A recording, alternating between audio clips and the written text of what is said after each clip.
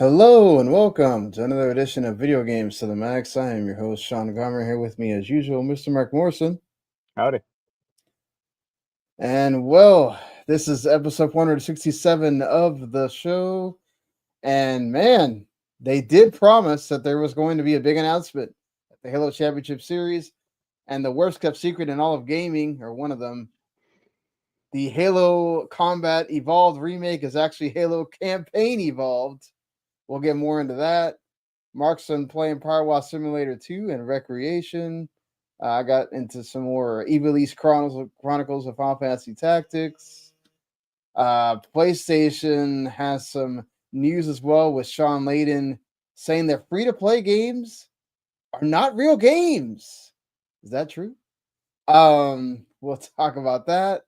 We will also get into Xbox and their premium console. Will that actually work out or not?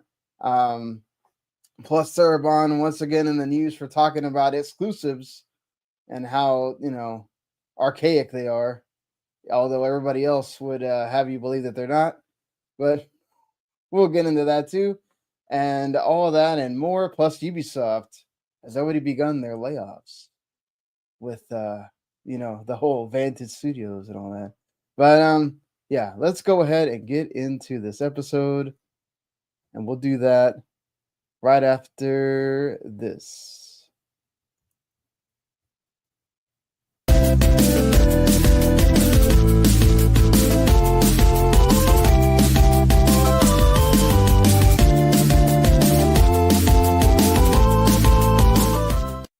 You are listening to Video Games to the Max. All right. Well, let's go ahead and get the housekeeping out of the way. We do appreciate y'all that watch us live or listen later or watch later. We do normally come on around 9 o'clock Eastern on Mondays. Work was not nice to me today, so I couldn't get a lot of the stuff ready early. But we're going. That's what matters here. You can watch us on demand whenever you want on the YouTube channel, which you subscribe to network. You only get not only what we do here with video games, but if you like other things, there's the anime guys, the Otaku Cafe. They do a great job reviewing and talking about the seasonal anime that comes out. Each week they do this, and there's a lot of anime to go and watch right now, being that last season of the year before you get into the, those final awards and all that. So go check them out either on podcasts or on the channel. And then, of course, Relative Broadcasting, they do all the movies and TV shows and all the other entertainment stuff. They're reviewing that Springsteen movie for this week. But they pretty much keep up with all the new movies each week. So definitely, if you're into that as well, keeping up with the new releases, definitely worth checking out. I was watching the Welcome to Derry show with my daughter before we started recording. She was excited about that, so we had to check it out for sure. Right. I'm sure that will be good as it goes on. I'm sure that we're reading that too. So. But all right, let's get into the video games. Should just mention, you can listen on podcasts wherever you have your favorite podcast app. You can find us there, Video Games to the Max. Give us a review, all that stuff would be helpful. But yeah, let's get into the video games. Let's start like we always do, talking about the games that we are playing. I guess I'll go ahead and start so I can just go through this really quick. I've only gotten to play. I had every intention of playing Ninja Gaiden 4, and again, work was not nice to me today, and over the weekend just didn't work. I was like, I need to get further into tactics so I can feel like I can do a review, at least get halfway through the story. Right. Even though it is, it's a game that's been out, like the story didn't change, right? But I kind of wanted to get further just to see how the battles get a lot more difficult and that kind of stuff. I've kind of done I'm almost pretty much unlocked almost all of the jobs at this point. I think I have 2 left. So I don't really need to go much further down that rabbit hole. Just kind of need to kind of get further into the story, and then, but still enjoying it. Still fun game. Again, the voice acting helps a lot. You're playing on Xbox, right? No, I'm playing on Switch 2. Oh, okay. It's not a graphically intensive game. Right. No, I was asking about that Xbox because the Xbox One, you can unlock all the trophies or all the achievements. Yeah, that's the one thing that kind of sucks. Is it's another one of these games like they have internal achievements, so because Switch doesn't have that, it's Right. kind of pointless. So yeah. So I'm not really doing it for any kind of achievement. I'm just doing it just to like kind of play around with the jobs and stuff like that. But which is a fun part of that game. Obviously, Right. perhaps one of the best job systems in all of Final Fantasy, to be fair, on that point. But yeah, hopefully by next week I'll have it where I want so I can do the review. And then get to playing some other things. Sure. Mark, you've been playing some newer games, including one that just came out today, right? PowerWash Simulator 2, it's been out. It's been out for a couple of days now. So. Yeah, the embargo was the 23rd, I think. Yeah. So. Yeah, I forgot to hit that download button on Game Pass, and I was like, I know Mark checked it out, so I'll just. Right. How much? So what's new in it from the first game, which I did play quite a bit of? They had a kind of like this like power mop thing, like this washer mop for like floors. Okay, that's fair. I like that. And you can kind of use it against like surfaces like the wall and stuff, but it doesn't really handle that well. Like I just use it for floors. And once you do that, it was like, all right, go back to the power washer. Like they removed, so like the old game had like materials. Like if you had like a car, for example, it'd say like, oh, you're aiming at a metal part of the car, or you're aiming at the window, or you're aiming at like I think it was like multi-purpose or like something like that. They kind of ditched all that. So now like they made it a lot simpler than the first game. Because also in the first game there was like soap that like you could only hold like certain amounts of soap. And the soap was kind of like your superpower. Like if you sprayed an object with soap, it would kind of like instantly clean, or like more or less, Yeah. This one, it's like you're spraying soap like a foam, and then you have to kind of swap back to like your washer and spray it off. Like it loosens dirt up, I guess, but not that much, Like the other thing, they made a few levels like multi-stage to an extent. Yeah. So like one of the first levels, or like the 7th or 8th level is like, okay, you're cleaning off what looks like a park bench, and you clean it off, and then like it kind of comes up from like the surface, or it kind of like expands upward. So now it looks like a building, and then you clean off all the outside of the building, and then like it opens up, and it's like a public like bathroom. So then you have to clean up everything inside also. That's okay. That happened like I didn't beat it. I mean, I think there's like 38 levels. I'm probably like level 22 or something. It's happened twice. Like it's not like every level is like expanding out or anything. These levels are too big, or some of them are small. Like, hey, go clean this car, or go clean like a tractor or something. But like, there are levels in this game that take like an hour and a half on your own. Oh wow. Yeah, that kind of kills it for me. I mean, I still enjoy it. And what I do is I just put on like some seasons of the Golden Girls, and I'm watching that. Kind of in the background. Hey, I'm on season 5, so you made it pretty far. yeah. Yeah, just like levels are like just too big, or I think the first game had a better, like the first game also had some pretty big levels, but it kind of gradually ramped up. This was like the third level, like took me like 45 minutes. I'm like, this is not exactly fun. There is online co-op, even couch co-op, but it's not cross-play or anything. And even, I mean, I was playing it for review, and I didn't even have access to that, so it didn't matter to me. Yeah. I mean, this isn't like a new paradigm of power washing simulator games. It's like a glorified expansion pack, and that's not necessarily a bad thing. Like I like the first, Right. and this is kind of a little more approachable, but like they didn't add a ton. Like the biggest thing kind of they added is this weird uh you have like a home base now Hmm. where you can customize this like space and put down like couches and carpets and other furniture crap. You have to like buy it. There are two currencies now. One is like money, which you use to actually buy equipment upgrades and stuff, and the other is called like PowerWash points, and that's what you use to buy like cosmetics, like new colors for like your gear or your van or like all the, like, this furniture crap.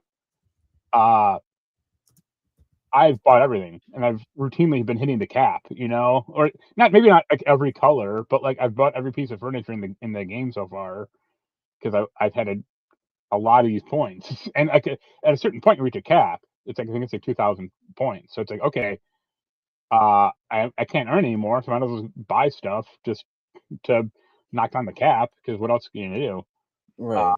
but like, why have this home base thing at all? Like, I don't get the purpose, Like Yeah. I would have rather You, they like yeah. but you've always been kind of that way about like you're not I big mean, on home bases in general. I appreciate a home base if it provides like an actual reason to exist in the game. It's like, oh, I bought a new computer or I bought a new armor rack or something like that. So it provides like an actual beneficial bonus in the game. Or if a game like if the whole goddamn point of the game is like customization, like Animal Crossing or Infinity Nikki or something, it's like okay, yeah, I get it. But this game isn't that. Like it has a purpose, and it just has this like weird home office thing, and it's like okay, I guess. But I would have rather like you had a procedurally generated job system or something like that. Yeah. Uh, so it's fine. I think I gave it like a 7 out of 10. Uh, but like it's not reinventing the wheel. Let's just say that.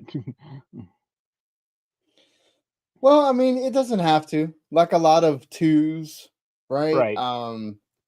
It's you either fall into the camp of okay, you gave me more of what I wanted, which we've seen a lot of twos do that this Right. year. It seems like the Outer Worlds 2 is going to do the same thing here, releasing pretty soon.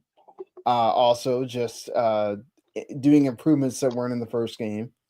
Well, it's already out, Um, I think. But yeah. no, it comes out on the 29th. It's just the reviews are out, so it Oh, makes okay. it look like you can. Yeah. Um, but man, we've seen it a lot. We've seen it. What Ninja Gaiden 4 is essentially like more Ninja Gaiden, except for they added the new character, and there are I some mean, things yeah, that were but kind of like the last time Ninja Gaiden was popular, the last one was like 10, 15 years ago. So yeah. It just makes it hard when you have one that's like it was such a big deal, and then right. it's like, well, what do you do? Do you try to innovate too much? And it's like, how much more are you gonna innovate with a game that's really meant to be like the ultimate Relaxing. relaxation simulator, Yeah.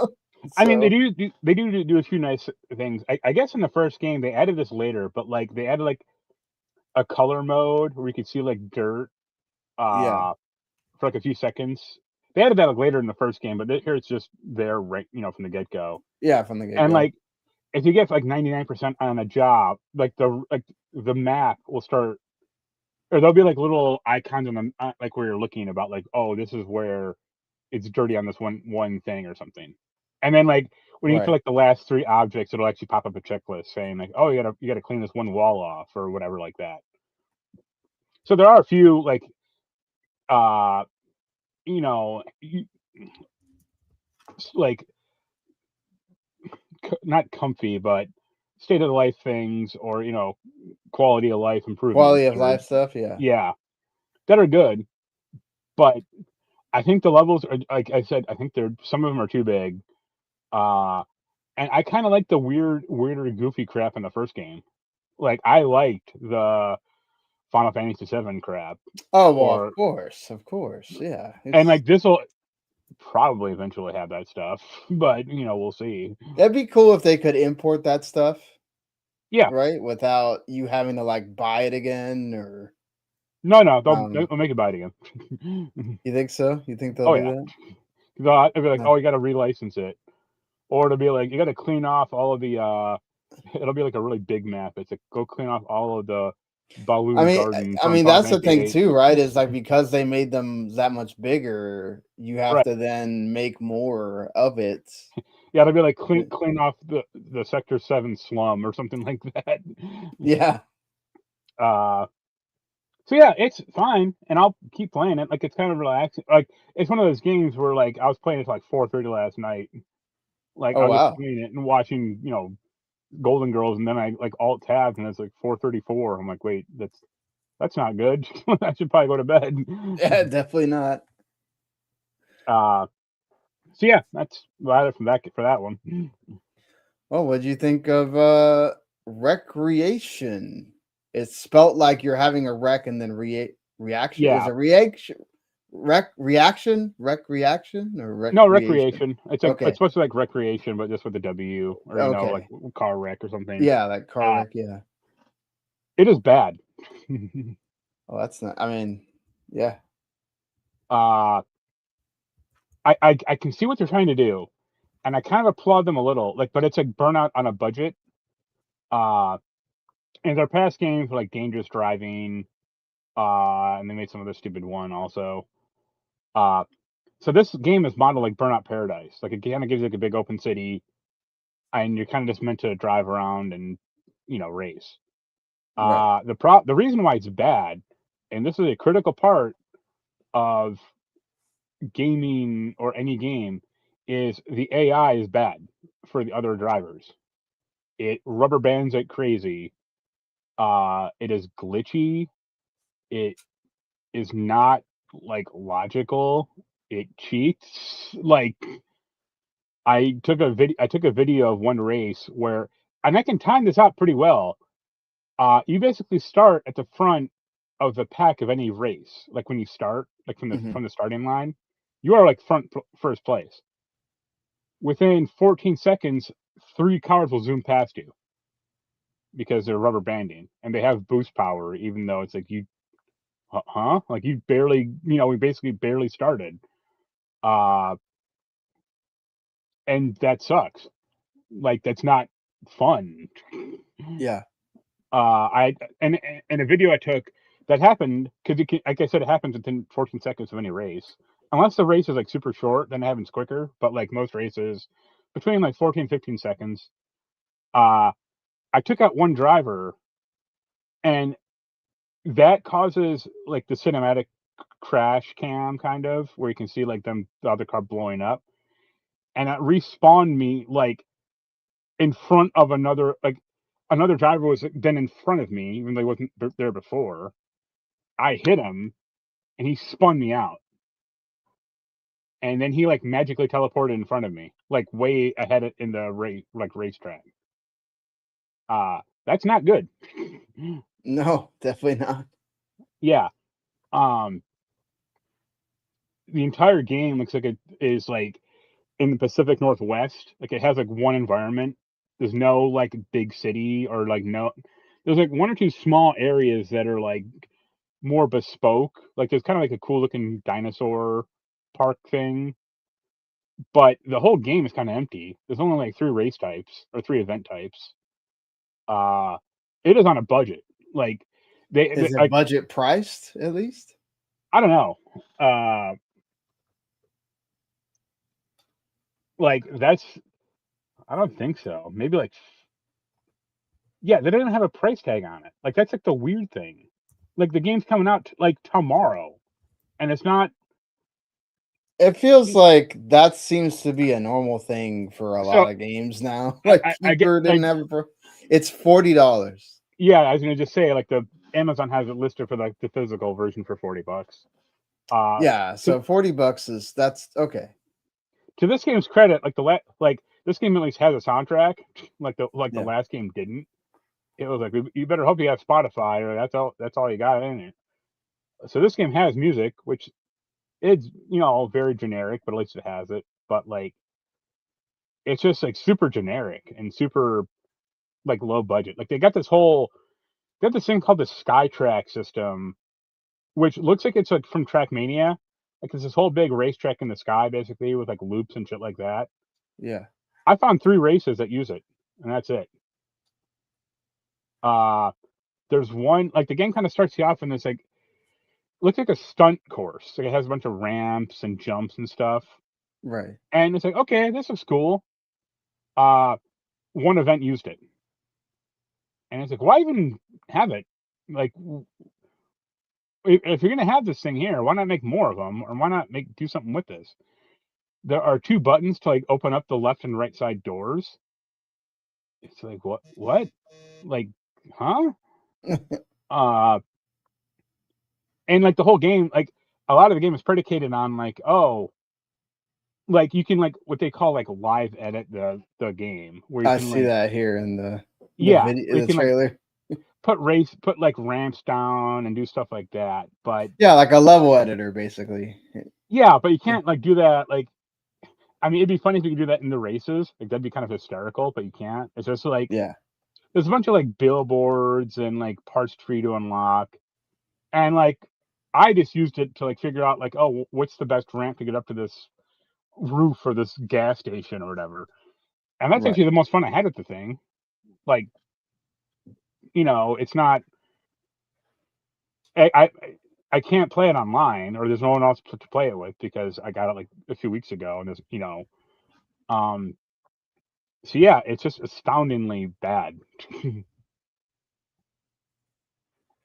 And That like sucks. I wanted it like it does have some better things like over Burnout Paradise, because I actually reinstalled that to like compare them for like a few minutes, and I'm like, well, okay, this game doesn't have that goddamn Guns N' Roses song, so that's it 1 review point automatically, 1 score higher. Uh, and I hated the level system in Burnout Paradise, like the license system, because it was Yeah. like, okay, you completed 3 races, or completed 20 races. We're gonna give you another like we're gonna rank you up level in the license, and we're gonna reset all the races back to 0. And it's like you're aware that's prolonging this, right? Like it's just not making this fun to have to redo these like races like 5 times to get to like the burnout like license rank. Like they don't do that always, but yeah, it's just not good. And That sucks to hear. I don't want to fault them too much, like, but like before you could fault them because they didn't have a budget, like they were kind of just doing it on their own. But this one is like published by THQ Nordic, like Yeah. they have some money, and this isn't like it's not like the worst racing game ever, but they missed out on the fundamentals of a racing, making this actually somewhat fair. And even like the road rage ones where it's like, oh, take down 9 cars or whatever in 2 minutes. Like even those are like basically like a lot of them are like not great because you take down like the 3 cars around you. That's another thing. You only like ever battle against 3 cars. So you take down all 3 cars around you real quick, and they got to drive for like 20 seconds until they respawn. And it's like this, huh? Like why are they respawning like within like seconds, or I And they guess always it's like, to make it feel like it's competitive, right? Even though, but you're not you know, competing against them. It's not, yeah. And like the past Burnout games, especially like Burnout 3, like they made this a lot quicker. Uh so there was one race or one road rage where I could not do it because it was like, okay, you got to take down 10 cars within a minute and a half. Right. And if you take a car out, it will give you like 5 or 10 seconds added to the clock, which is fine. But like I could not get to the cars fast enough because I would take down all 3. I'd have to drive for 25 seconds, take down all 3 again, hopefully, drive for another 25 seconds, and then take down 3 again, and then drive again for 25 seconds to get to like the last car. And I said, I don't have enough time to do this because you're not giving me enough cars to crash into or to take down for this to happen correctly. So that's a problem. I mean, we'll see what happens when like the people get this game and like make events and stuff for it, and if it's actually like popular. I don't think it will be because they've done like no promotion of this game at all. Like there's been like no commercial, barely any gameplay. Like Adam told me about this like 2 weeks ago. He's like, "Hey, I got this code. You want to try it?" And I'm like, "That's coming out." Like I was looking for gameplay and I couldn't find any, and that ain't a good sign. Yeah, they just have the trailer from when they did the like the THQ Nordic Yeah, and showcase thing. Yeah. that I watched that trailer a few weeks ago, and there's 3 seconds of actual gameplay footage in that thing when they're like making a track, because like Yeah. all the races are like they don't have any of the UI in the game or in that trailer. Yeah. So I don't consider that like real world. And the funniest part is they have a trailer from IGN from 3 years ago, and that had a better UI than the shipping game. And it's like that's a problem. Like, dang, you're being what rough on this $40 game here. Hey, they put it out. Like I mean, I'll pay $50 if I was gonna buy it if it was better or more polished. Yeah. Like you can't fault them for the price. That seems like a lot of Embracer's output. You either get like something really good or something kind of or right. Like they seem to do okay with the the SpongeBob stuff. Right. And then that's because of the probably lower bar of quality, or people don't care. Yeah. But yeah, so that's my Wreckreation review. Well, there you go. Marc's thoughts on Wreckreation. If you were thinking about checking it out, maybe, I don't know, wait. Or I mean, give it a shot and see what you think. Because like I've seen other people. I just read reviews, and most of them are pretty in line with what I said. But like one guy was like, "Oh, it gives a really good, like positive first impression," and I'm like, "Yeah."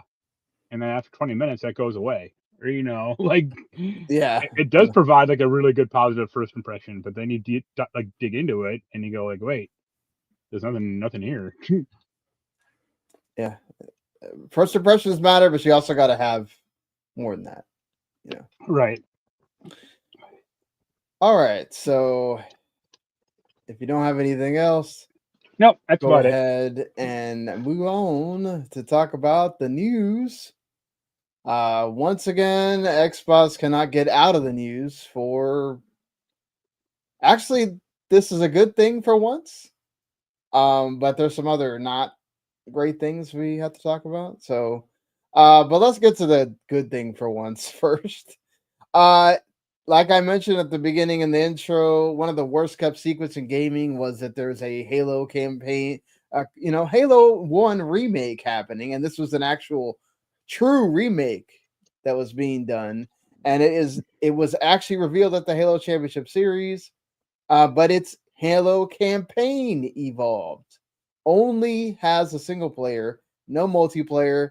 Kind of makes sense. You don't want to shove people off of the Halo Master Chief Collection when you got all of the multiplayer either on that or Infinite, and they had hard enough time with even though I think this is like the last Halo Championship Series that's going to be doing anything with Halo Infinite multiplayer. So, the people that are still playing on Master Chief Collection or on Halo Infinite, I don't think you want to pull them into a third game that you're now doing multiplayer for. It doesn't mean that they won't do multiplayer as like an add-on later or something like that. But so far, this is only the single player. All of the 10 levels are remade in Unreal Engine 5. And they also have 3 extra levels that are sort of like prequel levels with Master Chief and Sergeant Johnson. Sergeant Johnson, one of the fan favorites. As a big Halo fan, I always loved seeing him.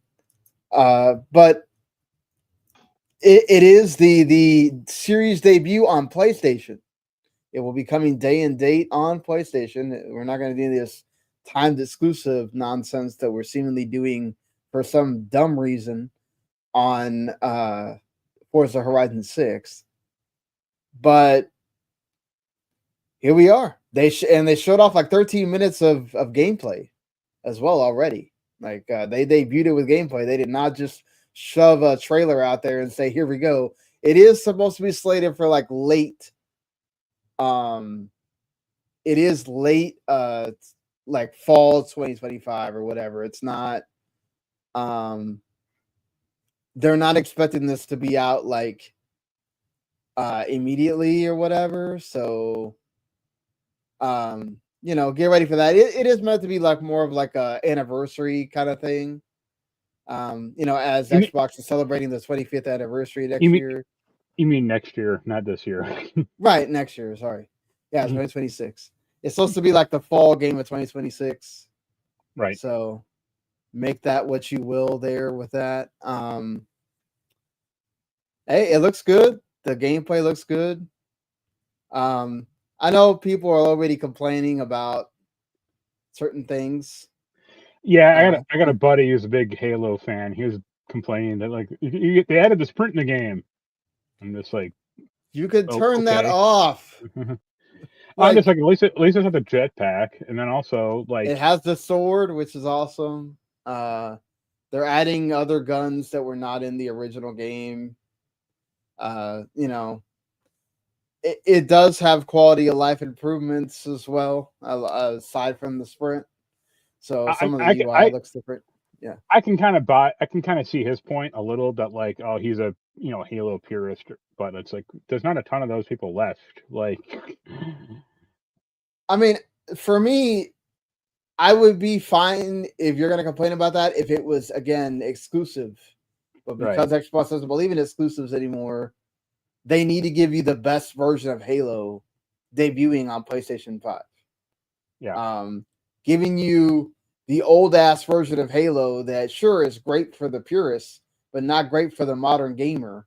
And the people that have already played this, because they had a lot of the Xbox influencers go out there and get to, Kind of Funny also went out there, all that stuff. Got to play this already.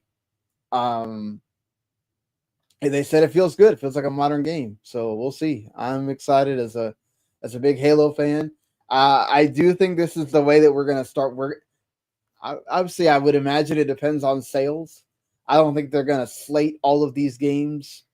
It's not like it's just nothing to remake all these or whatever, because the Halo 2 remaster wasn't really done well. It was sort of like half-assed done, if I remember right. Because they were trying to have this all come out at once, and then it didn't work out the way they wanted, I think. And that was funny. Yeah. There's a Kotaku thing up about like, oh, they're fixing Halo 1's worst level. The library. Yep. And it's like, yo, didn't they do that with the Halo Anniversary Collection? They did not. I thought they did. No. I could have sworn they did. They really didn't fix it. They sort of like. I thought they like took out like at least like one part of it, because Yeah, but they didn't fix what. I mean, what he's mentioning is like there was a lot of parts of it that were like just this meanders way too long, and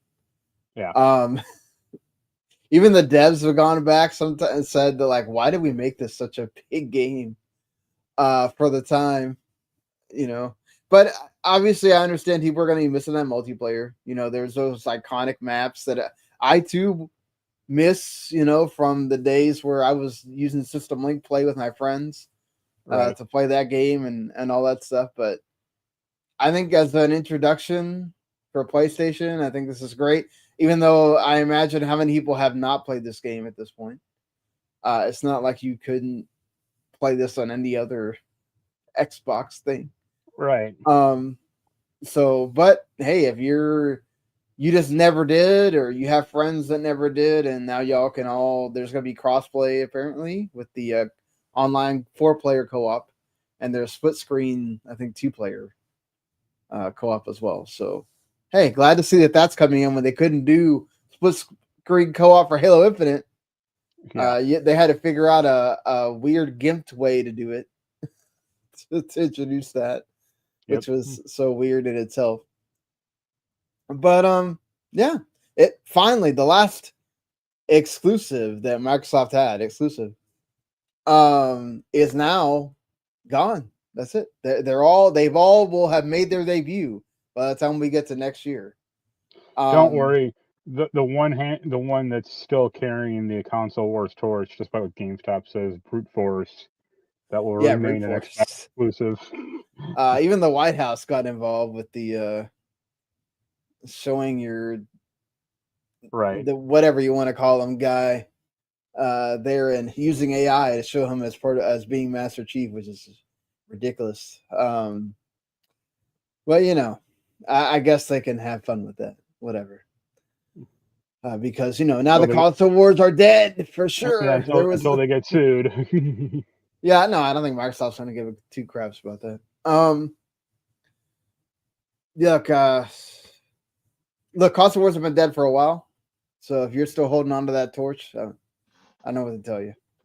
Just until the Intellivision Amico comes out, and it starts right back and up. Sony and Nintendo to me, they're not competing until PlayStation actually comes out with that PS6 handheld. And even then, it's like, it's not like Sony's going to put their exclusives on Nintendo anyway. It's not even competing then because it's still like apples to oranges, So, but I mean, the whole point of if you are actually coming out with a PlayStation 6 dockable handheld, it's to be able to compete against Nintendo. Because why are you doing it then? Like, or I mean, also the handheld PCs, but still, you're not trying to do the Xbox thing. You're still Sony with a handheld. You're not gonna let people go on Steam or whatever on your PS6 handheld. So essentially, you are competing against Nintendo to try to get anyone that might have wanted to buy a Switch 2 because you wanted the handheld thing. Now you could fully take that out of your house and use it. I know you can with remote play and you can with cloud gaming or whatever, but it's not native. You would hope that now this thing will be native when it finally comes out. But yeah, I mean, I guess if you're a PlayStation fan, you won. You got all of these games now finally. I don't really. I wonder how anybody that's in the Xbox locker room or whatever feels about that at this point. To like, they held off on it this long, and then you finally announce it, and it's crazy that Forza 6 is the one that gets the time exclusive, but Halo doesn't. I mean, they might. Last week they just raised prices on like Xbox development hardware, and it might be like an actual technical reason. You know what? That development hardware, like I saw a lot of people talking about that. It's not really that big a deal. Most people already have it, and it's not really that big a deal for anybody that doesn't have one that happens to want to make something for Xbox. They also provide them for free for the ID at Xbox people and all that stuff. So it's not like, I just don't see it as some like dark plot about Horizon 6. I see it as like, they may not have time, or it's probably it might be something where like Playground is, they are technically working on Fable as well. So it might just be Fable's not day and date either, is it? I don't remember that would require Fable to have a release date. Yeah, I don't. Yeah, I think Fable's not either. So it's like, I think that's what it is. Both Playground is busy just trying to get this thing out on Xbox and PC. Yeah. That they don't have time to worry about making it for another console that they never made games on. To be fair, they're just gonna save the file format from XBE to PS5, and then that's it.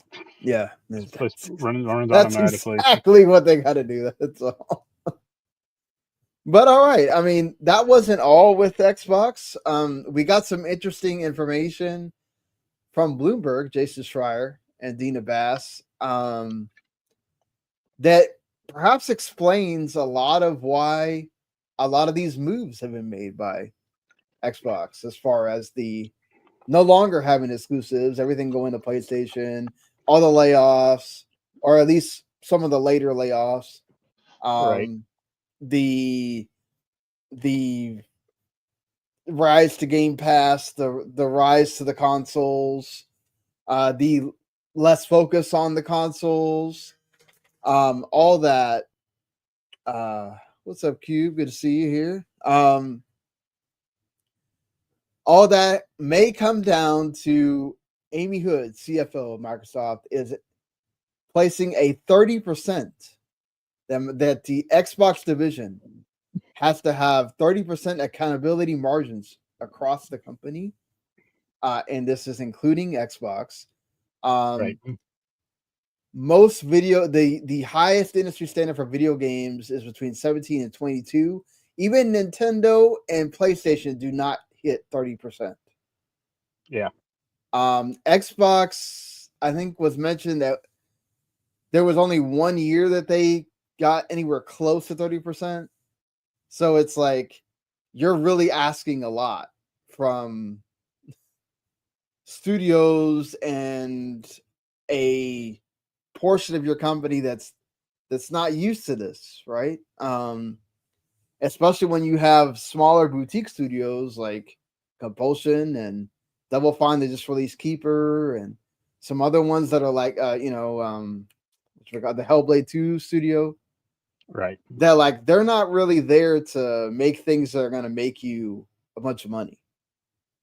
So they're there to add to the catalog, make the artsy games, the games that are going to be up for the awards at the Game Awards, But that still doesn't, the inherent problem of your logic is it still doesn't make you money. It doesn't, but it's just like Sony with Media Molecule, right? It's like you still had them as part of your portfolio. Like, it doesn't mean that you should throw them away and not do anything with them, because at least it's like Media Molecule, like they made 3 or 4 like fairly popular and profitable games. It just wasn't until Dreams came out that they started sucking. Like, the PS5 version, Little Big Planet as well. I think they did that. Yeah, exactly. No, that was Sumo Digital. Okay. Yeah. I mean, the bigger problem is like, okay, if Microsoft is demanding 30% profitability on Xbox, it's like, what? Are there other divisions being run like that? It says across the board, the entire company. So the entire company has to make 30% margins, not just. But Xbox has now been included in that, right? Because I just don't think, like, if that was the case, the Surface division would have been decimated. But that's probably included in other things, right? That's included as part of Windows, or it's the same. They probably use the same logic with the Surface as they do with, like, Game Pass is profitable. Well, the Surface is included in something that doesn't really hurt because they would have stopped making the Surface a long time ago if we're talking about based on pure sales. Like, who really buys those things? But they keep making them, so it's it is like you are setting them up to fail. Like, you are setting them up to either have to lay off more people, which is terrible, have to close down more studios, right, have to cancel more projects. Like, how many of those 40 games that are in development are now going to actually come out? Because you need is this on a yearly basis? Is this on a quarterly basis? Is like, that's the information we don't have, obviously, that I don't think we're ever going to have, unless things get even more dire and then, people start leaking out stuff, because obviously, Xbox, very leaky company, Microsoft, very leaky company. So, we do kind of tend to have a lot of things come out about this company. So it wouldn't surprise me, but I think they're not going to be getting that kind of information, I think, out of those same sources of exactly where is this, happening. Is there going to be more layoffs next year? Probably. But that's an easy way to make sure that you hit the goal. Unfortunately, I hate that for the people that are working there. It's terrible. That shouldn't be the way. But it's, it's a problem also of, like, well, if you keep having layoffs of thousands of people, it's like, who's going to make your games? Yeah. And no, that's I worry about the Double Fines, and I worry about the Compulsions and the people that you look at and go, okay, what game are you going to make that's going to sell a bunch of copies, right? Even a Psychonauts 3 is not going to, that might sell a couple million. Right. But is that going to be enough to keep you safe? Because I can't imagine even Keeper at $30. For one, there's like hardly anybody knows that game is even out there, aside from, unless you get Microsoft's or Xbox's emails, so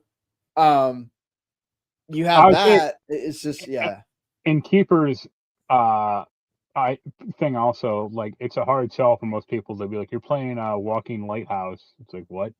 The Like thing that might help that game is if it wins and I don't know. I think it might have come out a little bit too late for the Game Awards. Like it might have hit that deadline. I don't know when their deadline is this year, but it came out in that middle of October, which is usually the deadline for when games had come out to be for that. I mean, it has good reviews, but it's nothing like yeah, it's something outstanding. mind blowing or whatever. Right. You know.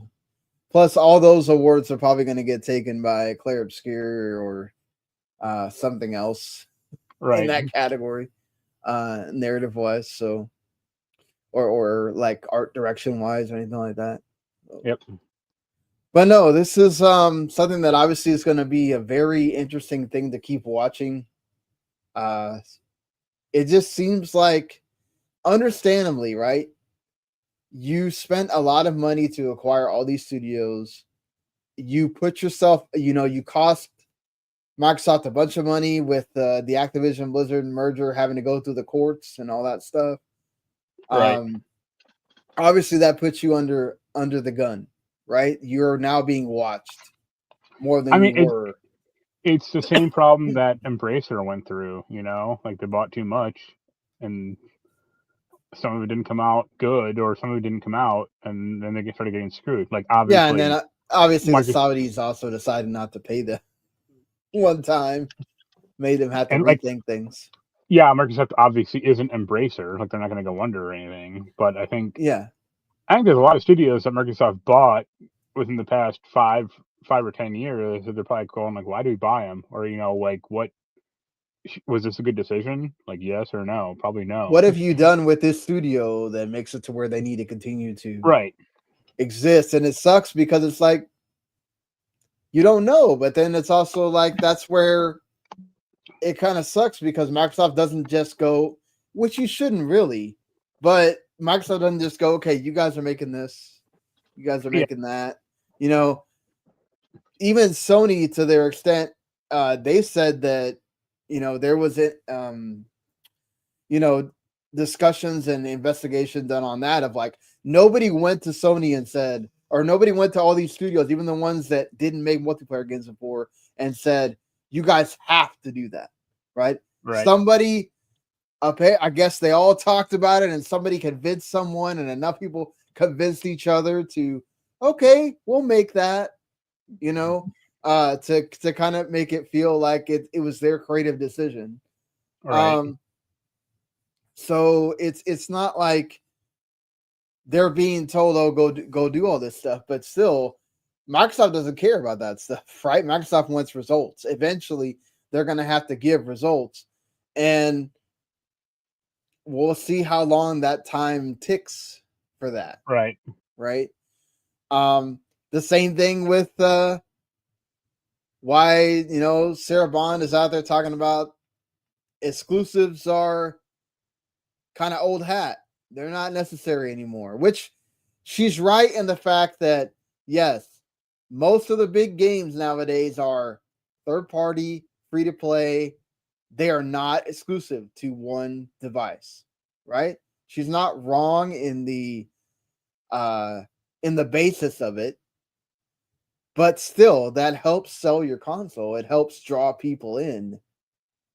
It helps give you a reason to continue to buy games on that thing. I mean, it's the problem of, it's like, okay, if your console doesn't have any exclusives, why buy your console? Right. And like between the choice, like if there's a completely undecided person and it's like, okay, you can either buy an Xbox or you can buy a PS5. Bear in mind the Xbox games are all coming to PS5. Yeah, and also the Xbox. The Xbox is way more expensive. Yeah, I was gonna say the Xbox is also more expensive and older technology. And well, it's the same tech as the PS5 one. PS5 Pro. Yeah, but people aren't gonna spend money on the PS5 Pro. I mean, between the two though, like that Xbox Series X, the 2 terabyte one is more expensive than the Pro. Yeah, but you don't. This the thing is like you don't need 2 terabytes. Like really, you're good with 1 terabyte. If you're sitting there worried about money, I would not be sitting there worried about whether I have 2 terabytes or 1 terabyte of space. Sure. Are you really buying that many games to take out the space on Well, that console? You're probably not. That's what Game Pass is, man. Okay, but you still got to download the games unless you're streaming them. So Right. It's but no, like, but what I was gonna say is like, yeah, between those two, like, one console is getting the other console's games, and they all definitely. their own exclusives. That it's not like they're not crossbreeding. You're not going to see like Days Gone or Spider-Man on an Xbox. So, well, you are on the next one because it is a premium console that will be a PC console hybrid, and you will, even though Sony could just shut that valve off. Yeah, that'd be pretty funny if they did that. Not that I don't think they will shut off the games that already exist. I think they will just stop at one point, just not porting games to the PC. No, I think they'll keep porting games to the PC, but they'll just have like a thing that says if it's an Xbox, it won't run. I don't think they would do that because I think that it's not like you're buying it off the Microsoft store. You're still having to buy it off of Steam or some other store that they don't own. Microsoft is not making any money off of that. Sure, but they obviously Sony still sees a logic or having exclusives. So yeah, I could totally see this. But I think they see it like Helldivers too, where it's like if we make it far enough in the future, right, it's not going to hurt people buying our console. I mean, that's like when Konami blocked PT from being playable on PS5. Like there's no like technical reason that PT can't be on a PS5. They just blacklisted it. Yeah, that was just like stupid. I don't know. I could see one day where Sony just says, why are we giving money to Steam? Like, why are we like, and have their own launcher? I could definitely see them have their own launcher at some point. I couldn't, because so many have come and failed. Like even aside from like Fortnite, no one even gives a shit about the Epic Store. So except for the free games, the only people I just have it there to like that to get the free. I don't even do that because I just don't want to have the thing on my computer. Right. But I know a lot of people, they just have it for the free games. They press the button on the game to put it in their library, and then that's it. Yep. But yeah, they're not buying anything on it. Yeah. And that's so Sony would never like just create their own launcher or go like, if you want our games, download SOE, Sony Online Entertainment launcher, and buy them that way. But like, no, because I just think that as they've seen with Ubisoft and everybody else, like taking your game off of Steam and not having it on there at all is an option. I mean, EA tried that, and then eventually EA crawled back to Steam because they're like, we're not.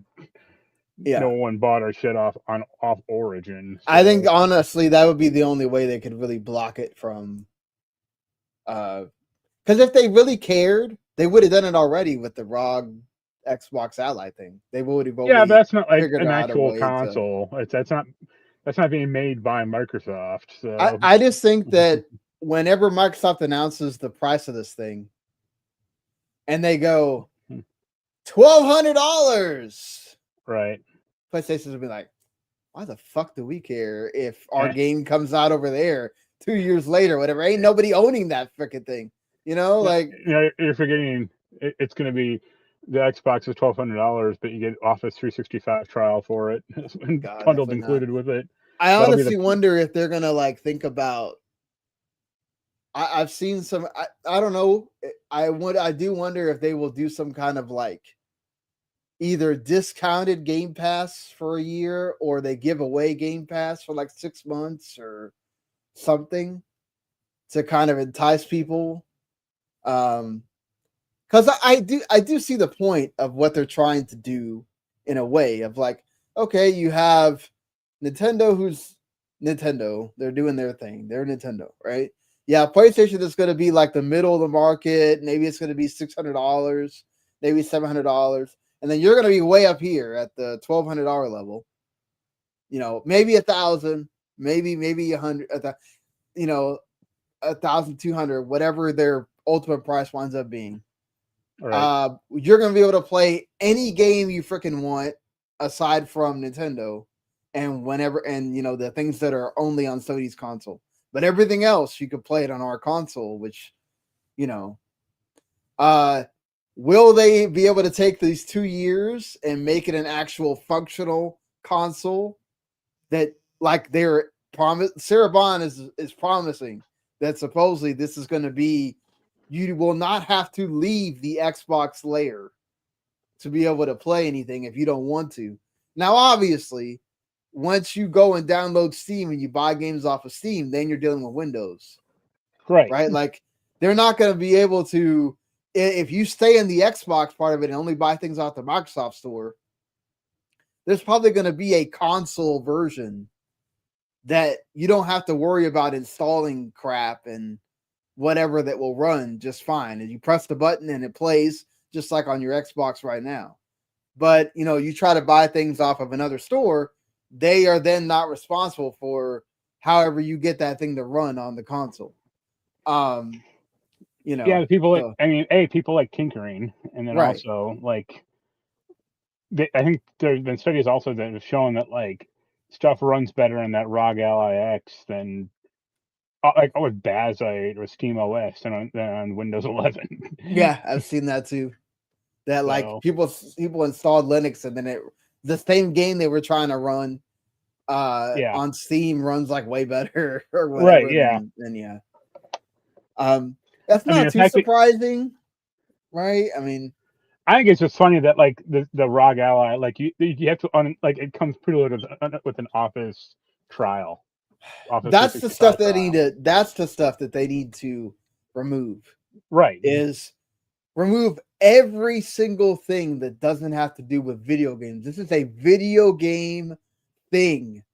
I Yeah. know it's a PC. I know on the back end there's a PC, but you are delivering this to a gaming audience and telling people that you are buying this because you are now going to be able to, if you want to, use it as a PC, but it is primarily a gaming device. Right. Like, whatever your thing with the handheld is, like, oh, that's not our hardware. You can blame Asus. You can do whatever you want. But if this is going to be a thing that has the Xbox name on it, you have to let Xbox be front and center and remove all of the extra shit. I shouldn't be getting an update for Teams, right, when the thing needs to update to run Game Pass or whatever. If they can get this to actually work the way that they say that they want this to work, I'd actually might be intrigued if I haven't bought my laptop by then. right. You know, but if I already have and I have no incentive to buy that thing, and I could play my old Xbox games or my Series X just fine, I may just start leaning towards the PlayStation 6 and going from there, because and I think a lot of console primary people are going to do that, because Right. there's still going to be a part of it that's going to be not as easy for people to use. I think it's a great concept. I just think that at some point, unless they have a really small number, and as long as they hit that number, like apparently they did with the Xbox ROG Ally thing, where they reported that they got the numbers they wanted as far as initial sales go. If they have a really low number for those consoles, and then after that, it's kind of like the Surface, they don't give a shit. They'll make them, but it's not a priority for them to sell. Then, Right. you know, as long as they're selling the software, I guess they don't care. But, you know, it's going to be interesting what this premium thing is actually. Is it really premium? Right? Are you going to be out of the beta stage of this, you know, Xbox full screen experience thing? Like, all those things that need to hit in order for that to really be something. It's going to be interesting. Right. But, you know, something else that was rather interesting from somebody that, you know, we've talked about a lot on this podcast. Shawn Layden always seems to have some kind of opinion on something happening in gaming, And this time this isn't the first time he's kind of taken a shot at Sony for, really going after the free to play live service stuff. Right. But this is the first time he's really I felt like kind of been nasty about it.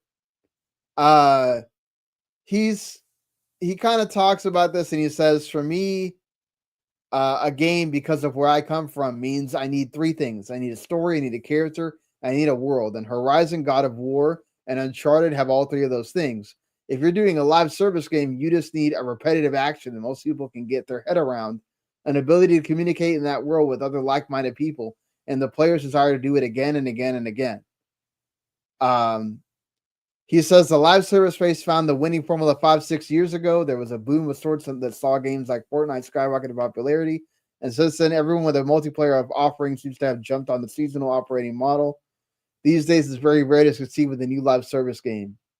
It's like a mirage on top of a sand dune. You pursue it, you can't quite get there. Or if you do get there, what you brought to the party, no one wants to play anyway. Any thoughts on... He's full of crap. Like in his time at Sony, he oversaw free-to-play games being on the PS4. Like, no, he's not saying they shouldn't exist. It's to him they're not of the same standard, essentially. I mean, maybe partially, but compared Genshin or Infinity Nikki to like games of like 10 years ago, free-to-play games 10 years ago, like they're getting better. I would say the only difference is like it's being muddled by the fact that like a lot of quote unquote real games are having a lot of free to play elements in it, like Assassin's Creed or stuff like that, where you have to like log in daily and complete like a daily quest. And so this isn't like really adding anything, but I'm still doing it. It's to get you to engage with the game. Yeah, but it's like, what? Right? I already own the game. Like, what does this matter? I don't like. I think there's still afraid of people like reselling games, but considering that like most games are digital purchases now, like, is this really a huge factor? Like, really? No, I say I want you to keep engaging with it, so you'll buy the macrotransaction, right? So you'll buy the costume, so you'll buy something. I just don't. I mean, games over 6 months old, or people aren't doing that. Like, come on. No, I do get that sense of like what he's saying is true in a way.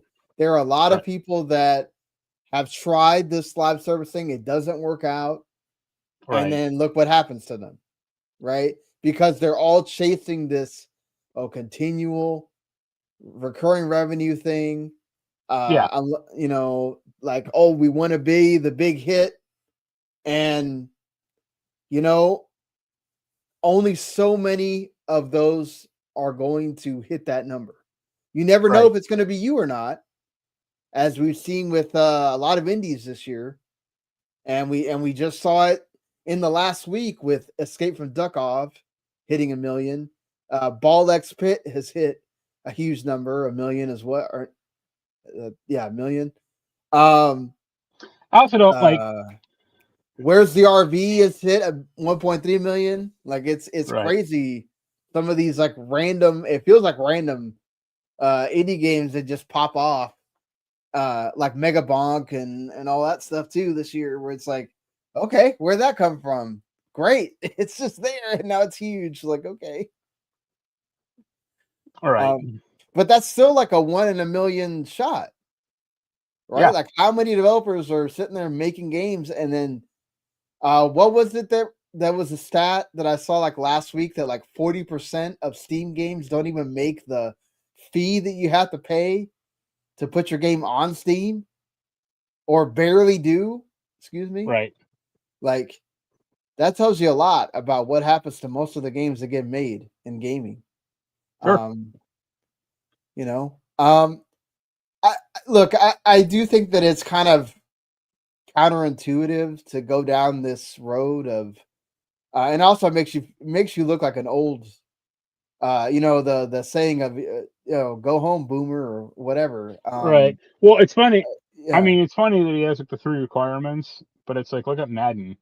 Like, that's missing 2 of those things. It doesn't have a story. Well, Or I don't think character. he's counting Madden because all the sports games have now become their own live service thing, essentially. But You it's know, also it's the fact that he specifically mentions Horizon, and that's like the one free to play, or that's like the one games of service game that's still continuing at Sony. It's like extra funny, yeah, but we know partially why. right? You But know, they have somebody there that's like a huge champion of that yeah, franchise, which, you know, now it's getting its own movie. So I don't know how much more of the script is going to change from the game, but I imagine it'll be drastically cut down. I mean, yeah, there's a lot. it's gonna be very simple or very hero's journey like, where Aloy gets the stupid magic iris, then goes on the quest. Yeah, I And get what unfortunately, he's saying. It's just I don't think that like taking that kind of shot at free to play games is like almost kind of making it seem like, oh, they're just this shitty thing that people play. It's like that video you sent me of the guy that was it Linus or whatever, yeah. making fun of people that play Roblox, saying they're not real gamers or Well, he wasn't you know. making fun of it specifically, but it was like about like how the generational demographics have shifted to where like the plant your garden game like blows everything out of the water. Yeah, like there's oh man, I can't remember what the name of it is, but Roblox. There's a Roblox game that's like suing somebody for having a like somebody did a copycat in Fortnite Yeah, of one of their games. And it's like, yeah, it is the platform wars on a different right, level. You know, it's now it's not the console wars, it's the platform wars of who has the most engaged people. Is it Epic with Fortnite and their whole platform, or is it Roblox and their whole platform? Even though Roblox is getting sued by for other reasons, yeah, very very terrible ones, but which has made me have to sit there. Like you know, it's made me have to sit there and make sure that my daughter's not sitting there chatting with people, but she's pretty good about that. She doesn't talk to people. She just plays the games and right, whatnot. So I appreciate that from her perspective. She kind of listens, and I'm like, look, if you can play those without really having to interact with the other people, that would be my best option, because I don't trust anybody that's playing that game. You never know who's doing something nefarious. Unfortunately. go back to WoW where it's safe. Yeah, I don't know. And maybe by this standpoint, because it's like all old people like us Right, playing that game. But yeah, I just don't think that we should be like totally making it we do things better. We're more gamers, and look, those that generation doesn't even identify themselves as gamers. They're just identifying themselves as I play Roblox, or I play this, or I right. play 2K, or I'm a Robloxer. yeah, like it's like like, I mean, the whole definition of gamer is just kind of weird, because most people don't. The large majority of the people that play video games do not have time to be gamers, as in gaming is like the main thing that you do, and you play a lot of different games. The Right, majority of people that play games have like the one or two games that they play, and that's kind of it. yep, So um it's always kind of been a weird tag. Not to mention, like, gamers themselves don't a lot of the bad gamers tend to be so loud that they make the normal, like, just, hey, I want to play video games, people right, just seem, like there's a lot less of them, which sucks, because most of gaming is actually really nice people that just want you to play games. But right. the loud, terrible people that most of them don't even play games is all you see, right? So, social media tends to bring out the negative, which is, sad in of itself. But Yep. all right, moving on from all that, you did bring up Madden. Just want to bring this up because we've talked about it before that I wish Madden would have a competitor. Apparently, the NFL does not want competitors, so they approached EA about signing another exclusivity deal. EA actually, according to Insider Gaming, said that they already had a agreement in place in July, but that at one point EA has kind of made it known to the league they were looking to give up exclusivity. But the belief was that no other studio would likely try to compete with them right away, leaving them still with being the de facto exclusivity similar to their EA Sports NHL series. Similar to how the NBA, I think now they do have a exclusivity deal, but the NBA had that where it's like pretty much EA sucks so bad at making an NBA basketball game that like 2K was like the only basketball game. But eventually they did sign. The only thing is, now that this deal with the Saudis has happened, the player side has not signed any kind of agreement, and they are definitely rethinking this. And obviously they have to renegotiate and all that kind of stuff, but they are not jumping on board with this right now. They're letting this whole thing with the sale go through and see how that goes. So imagine if Madden 28 comes out almost like the old college football games used to, where they don't have the players. Yeah, I know players. They just have lookalikes or just. Yeah, they just have the numbers, and also the college football after 2027 does not have a deal either for the players. So better buy that last year of college football games because yeah, we'll see if that means years. anything, right? They could just hold out for more money, all that kind of whatever. I'm sure if somebody went and told what's his name? The guy that runs the public investment fund that's supposedly a gamer. Ben Stallman or hey, we need a bunch of money to convince these players to sign so we can keep having Madden. He's like, oh, how much you need? Here you go. But then now you're gonna have to pay us in more, like another $1 billion in debt or whatever. So I'm joking. I don't really know how that works. Don't come at me. I'm just making a joke. I'm pretty sure none of that works that way. It's just, it makes sense. I think there will be people making considerations for what happens with this deal and what that means for them. It always just felt weird because look at how much Battlefield sold. Like, you would have thought they would have thought about it more. I don't think I don't think it'll materially change anything, but I mean, I do kind of see EA's point. Like, they're basically paying a bunch of money for an exclusive NFL deal that they don't necessarily need. It's not like 2K can magically snap their fingers and Visual Concepts reawakens as a football studio. Or how many divisions of Visual Concepts can there be? There was already the one that makes the WWE games, right, and they make the other sports games as well. It's like, you had to hire a heck of a lot more people just to do the NFL part of it. And then there's that thought too of just like what happened with FIFA, right? FIFA threatened them that they were going to make another game and and look how many years have gone by now.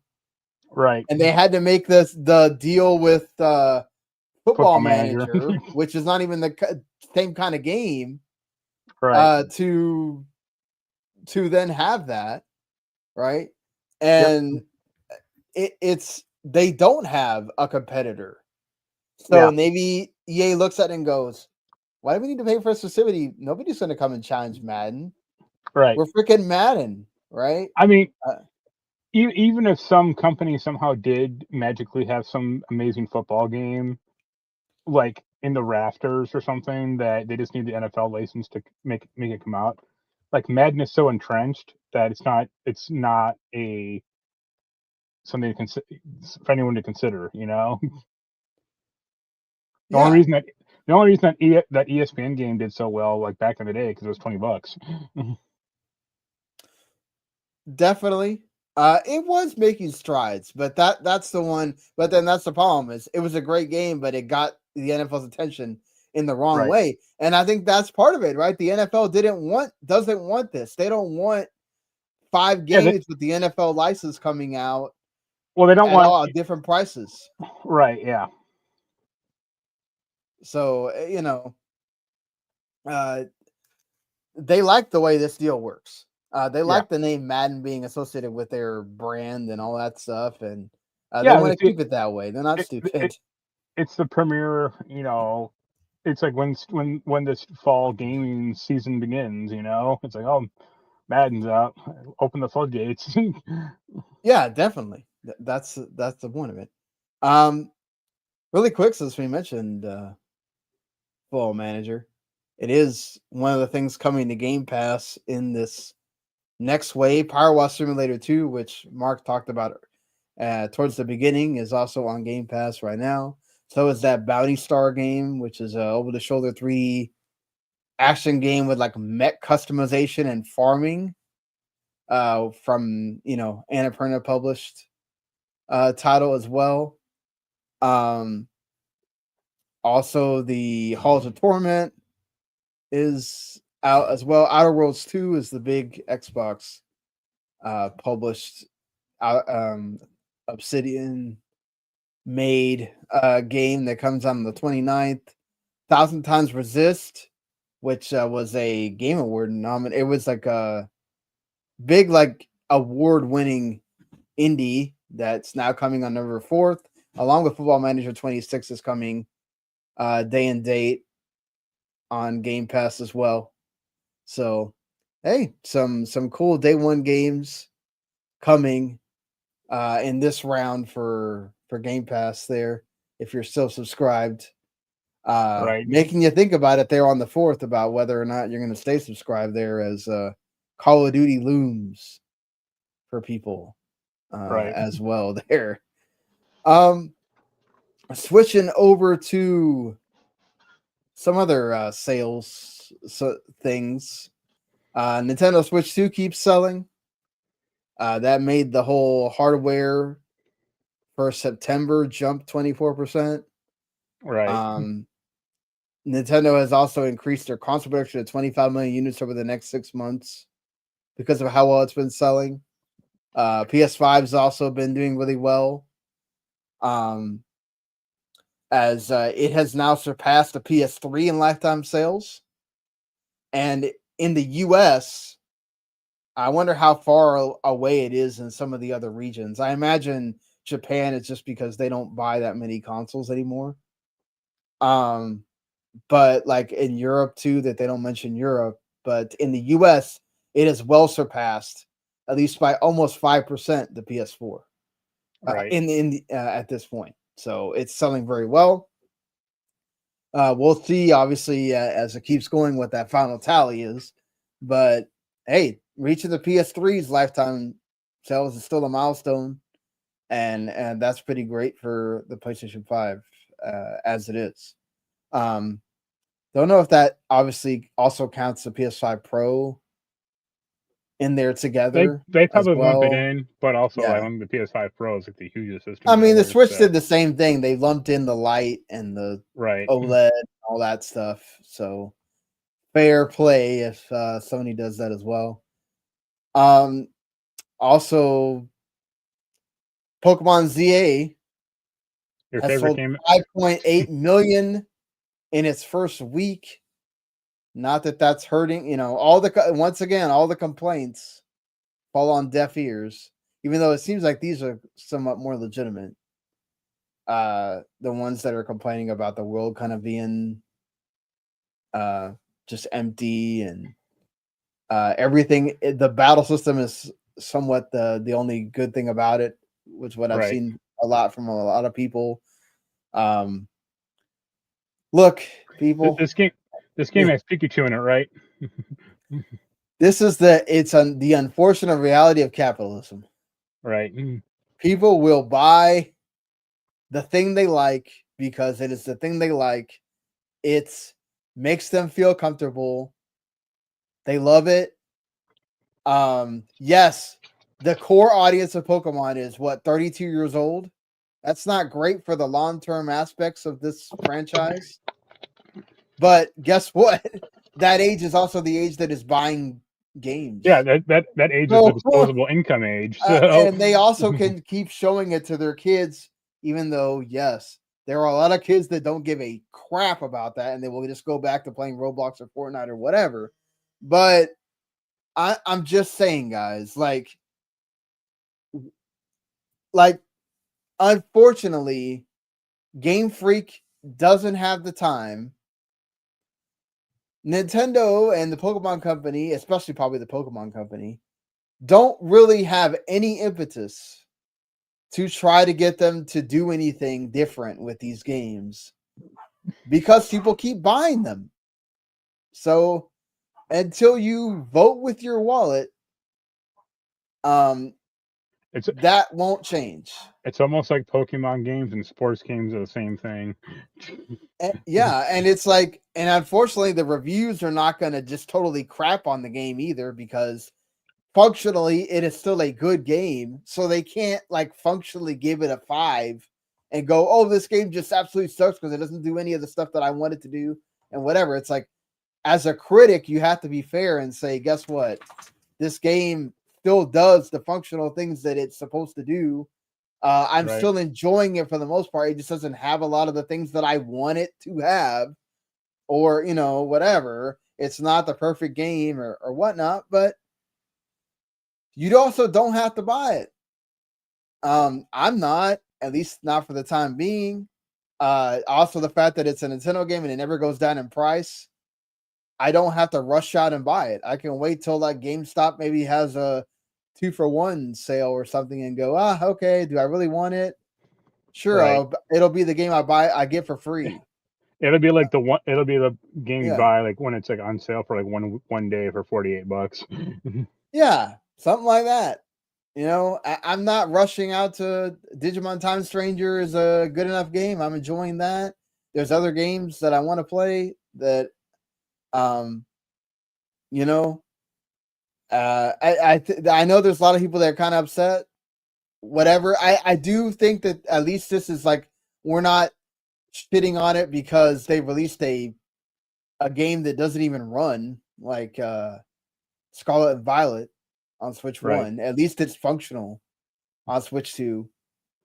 But look, 5.8 million to start out with in 1 week, that's crazy, dude. That's crazy.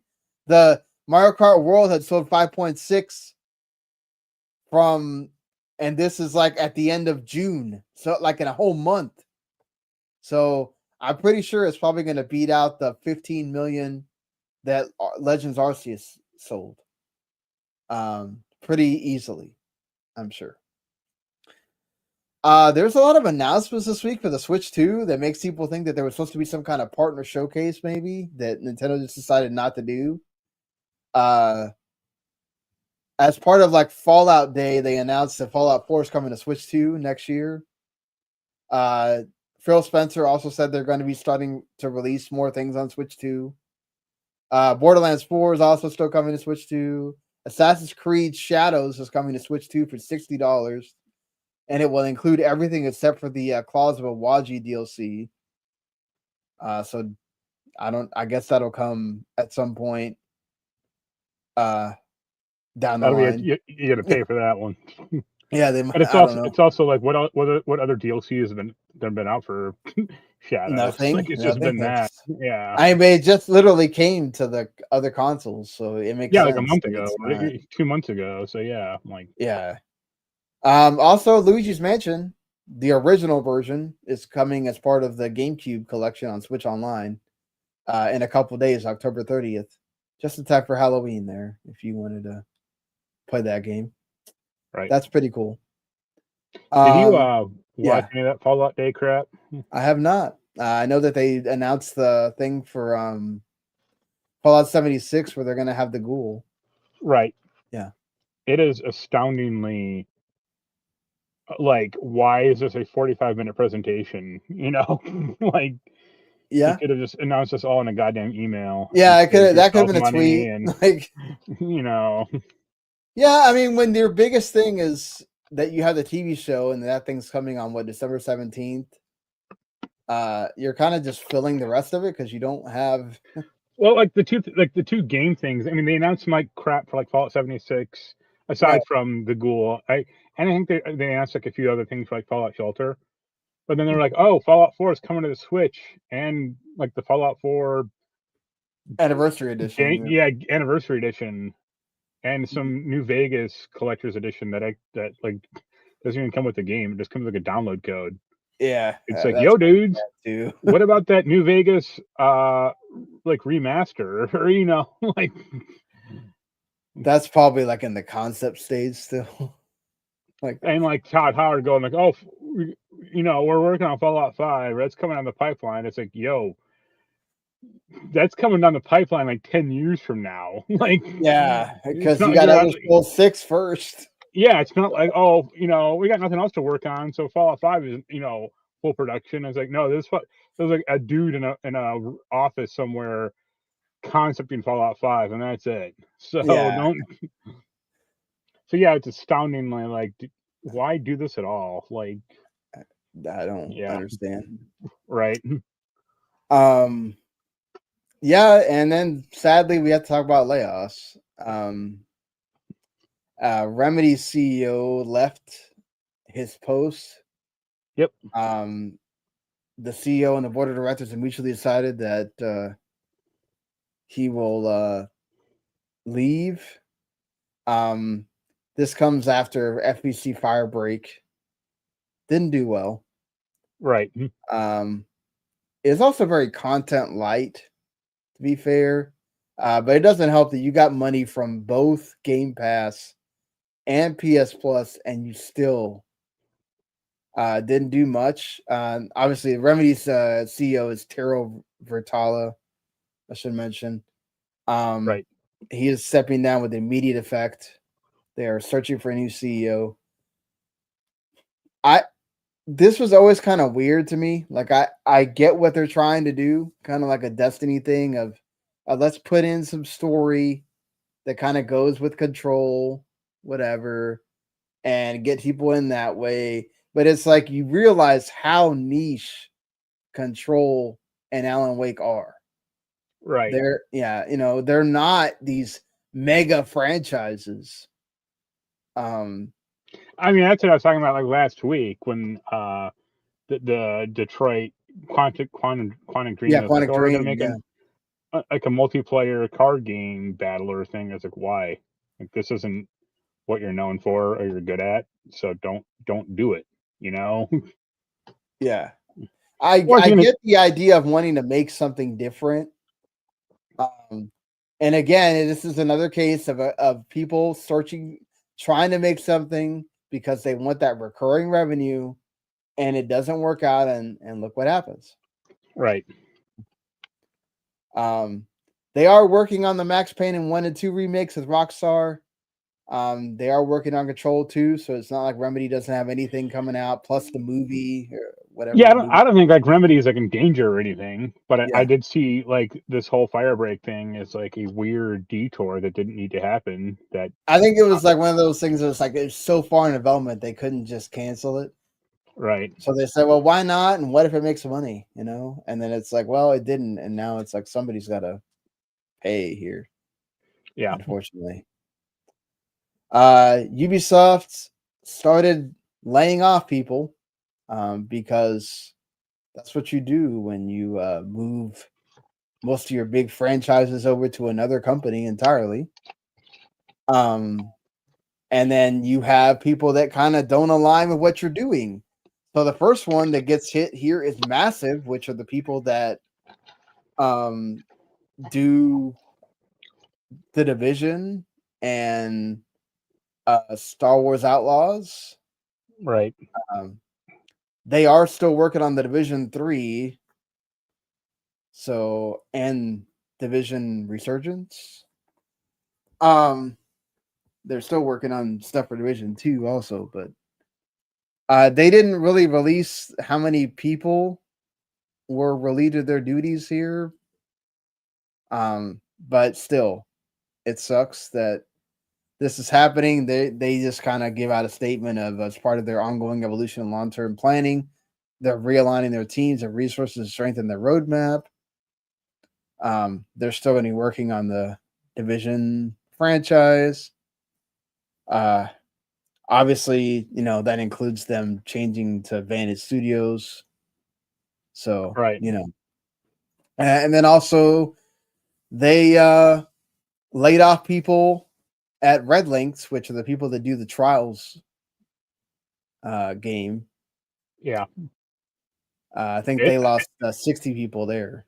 To be fair, it's been a while since there's been a new Trials game.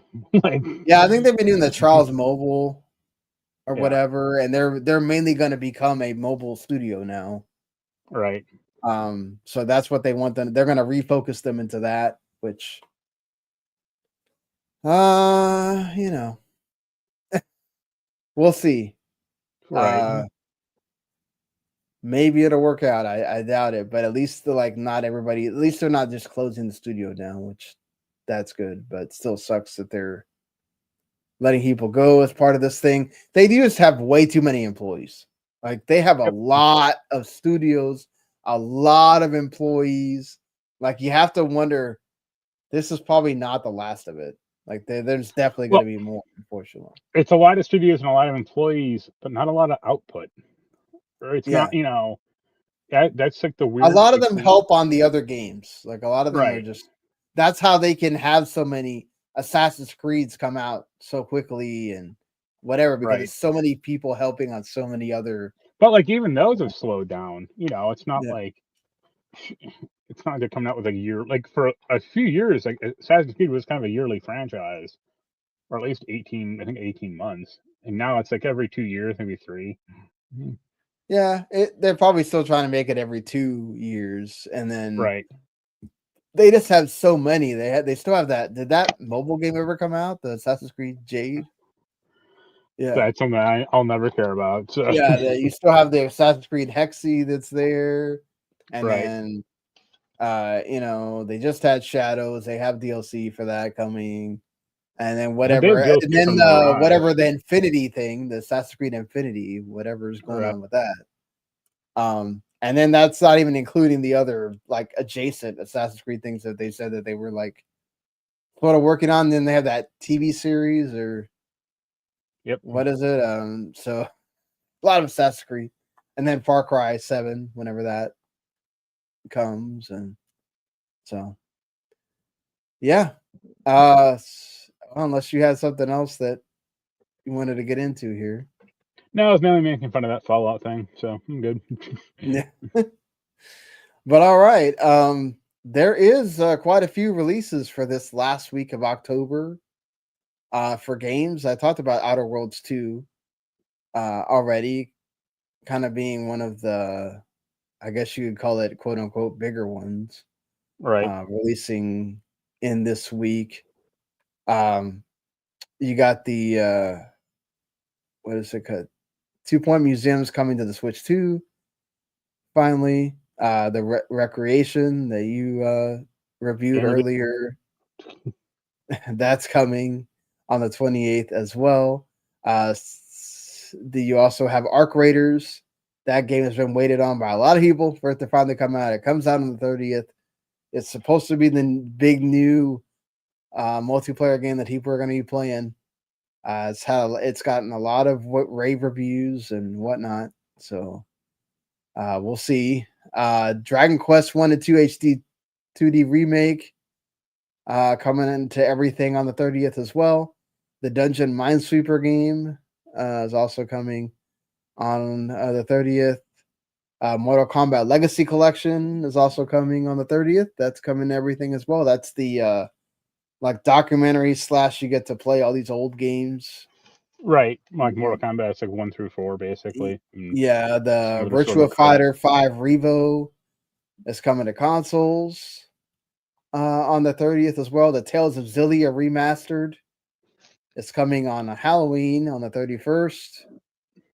Paw Patrol Rescue Wheels Championship is also coming on Halloween. All right. Dude, there are so many of these Paw Patrol games. It's incredible. Mojogami that looks pretty cool. An indie game is coming to Switch 2. Yeah, it's quite a bit there for sure. Yep. Take your pick. And also Asterix and Obelix, Mission Babylon, since you mentioned that I think last week or something jokingly. They are also coming out with a game as well, as if you needed anything else there. Are you doing anything for Halloween? No. No. I plan to go grocery shopping. You're gonna buy all the candy that nobody bought? No, because we got rid of a lot of farm, like the Rite Aid around here used to do that, but they're gone now. So Okay. Do you have a lot of kids at all? no, we have none. None. Okay. I've lived here 12 years or 15 years. Never had anyone, because I live on a main road with no other, like, it's not like a neighborhood, So Yeah. Oh, also should mention this really cool JRPG, indie JRPG, Kingdoms of the Dump. That's like a JRPG with different like trash cans and other like it's like the RPG you would think of nobody would ever come out with, but it looks cool. I've seen like gameplay of it, and it's like, all right. I just hope Oscar the Grouch is like the main character. It is a trash can, but Yeah. I don't know that Oscar the Grouch comes out of it, but yeah. But all right. Thank you so much, everybody, for watching and listening, all that stuff. Checking us out live if you did. Watching us. Definitely you can go listen always on podcasts. Search Video Games to the Mass. Leave us a review, like, subscribe, all that. Follow and subscribe on the YouTube channel, W2 Network. And we will see y'all next week. Later. Later.